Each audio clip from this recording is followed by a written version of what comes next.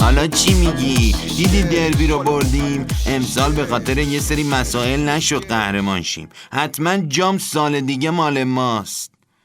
ای بابا باز تو شروع کردی؟ ببین من اینجا یه لیست دارم از بهونه‌هایی که بعد از قهرمان شدن ما اون نتیجه نگرفتن تیمتون آوردین. وزیر پرسپولیسیه، پسر وزیر پرسپولیسیه. این تیم ضعیف‌ترین تیم تاریخمونه که من واقعا نفهمیدم این تیمی که اخیراً ما بردیم ضعیف‌ترین تیم تاریختون بود یا اون قبلیه یا اون قبل تراش.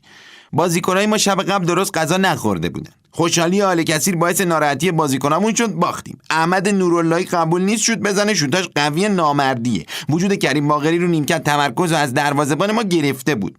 گزارشگر بازی به نفع پرسپولیس گزارشگری میکرد. اصلا ما طرفدار تاج کبیریم. این که با شما بازی کرد استقلال بود.